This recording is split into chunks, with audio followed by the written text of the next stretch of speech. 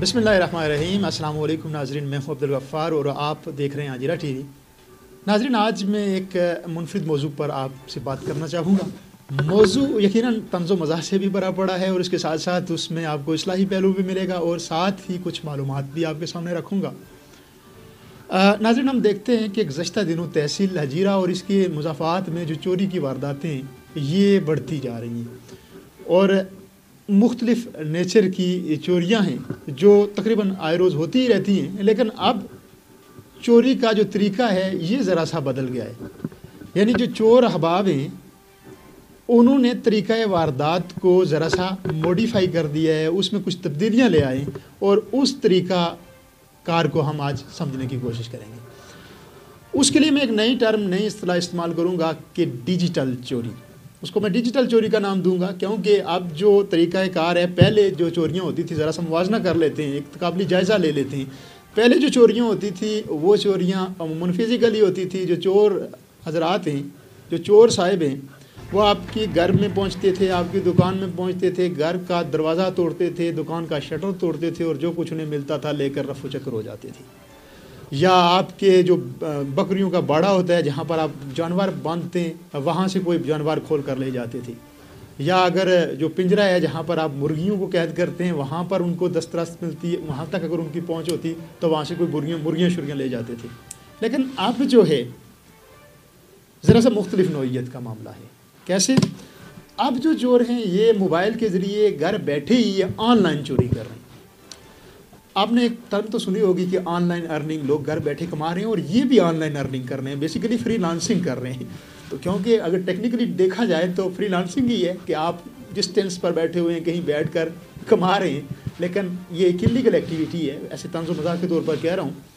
अब तरीक़ाकार क्या है, इस चोरी का तरीक़ाकार क्या है, और यही आप तक मैं मालूमात पहुँचाना चाहता हूँ कि किस तरह से इससे आपको बचना चाहिए और बचने की कोशिश करनी चाहिए।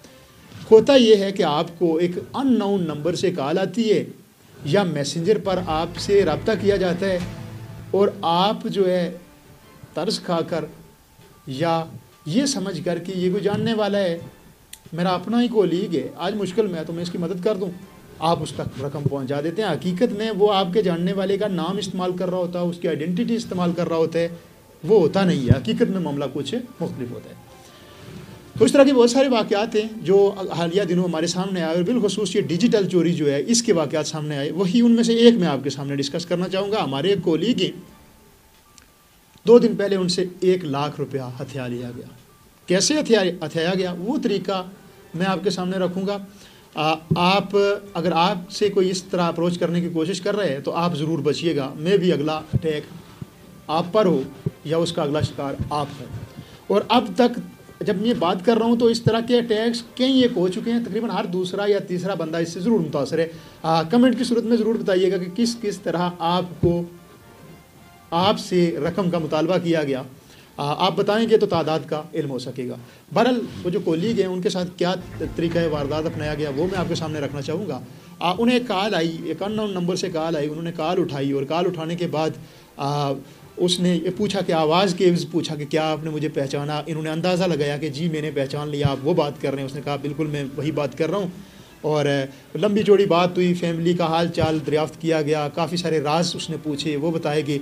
और उसके बाद एक मजबूरी का तज़किरा किया गया कि मैं इन दिनों बाहर हूँ, दियार गैर में हूँ और मुश्किल में भी हूँ, लेकिन पैसों की मुझे कमी नहीं। पैसे मेरे पास बहुत हैं अकाउंट में, लेकिन मैं वो पैसे यहाँ बाहर नहीं इस्तेमाल कर पा रहा हूँ।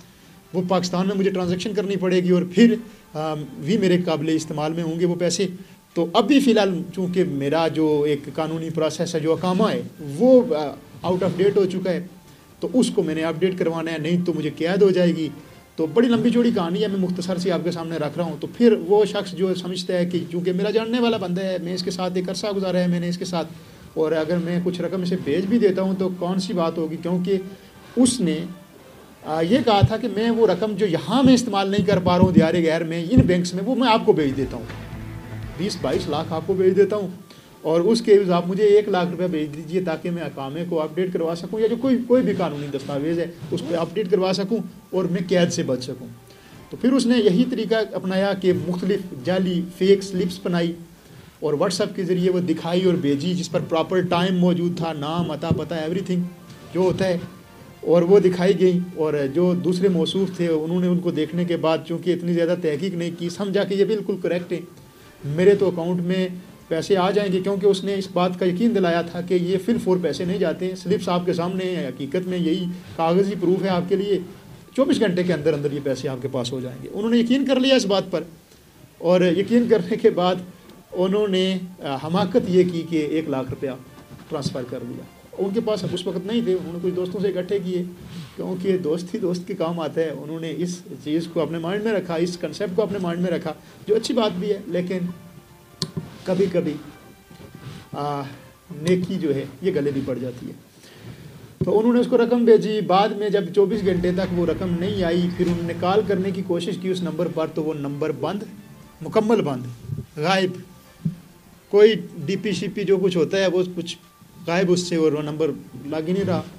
تو انہوں نے محسوس کیا اس وقت کہ ان کو اچھا خاصا جو ہے، ہم پہاڑی میں کہتے ہوتے ہیں چھٹ لگ چکا تھا اس وقت، اور اس طرح کئی ایک لوگوں کو کوشش کی جاتی ہے کہ ان کو ٹریپ کیا جائے، مختلف طریقے سے ان کو کوئی کہانی سنائی جائے اور ان سے رقم ہتھیائی جائے۔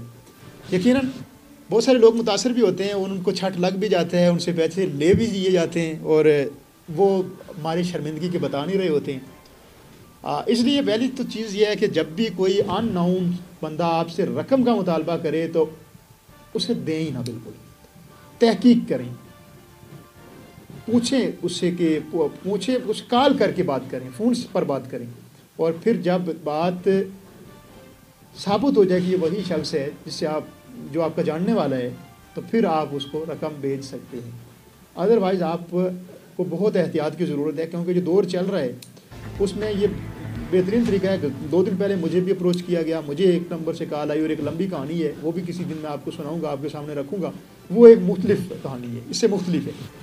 تو بہرحال جی، پروگرام کا یہی مقصد تھا کہ ایک میسج آپ تک پہنچ سکے، وہ یہ کہ یہ جو جتنے بھی سائبر کرائم کے ایشوز ہیں، جن کے ذریعے آپ کے بینک پر اٹیک کیا جاتا ہے، آپ کی جیب پر یا آپ کے موبائل کے اندر جو پیسے موجود ہیں مختلف اکاؤنٹس کی صورت میں، ایزی پیسہ ہو گیا، کنیکٹ ایپ ہو گئی، یا اس کے علاوہ جو دیگر ایزی جیز کیش وغیرہ ہے، تو ان کو آپ محفوظ رکھ سکتے ہیں اور کسی بھی انلیگل بندے کو اس کی ایکسیس نہ دے سکیں۔ اور بھی بہت سارے ایسے ٹیکنیکل ایشوز ہیں جو سائبر کرائم میں آتے ہیں، اور اس کے ساتھ ساتھ آپ کے لیے کافی نقصان کا باعث بنتے ہیں۔ ان بھی موضوعات پر ہم بات کریں گے انشاءاللہ اگلے کسی پروگرام میں۔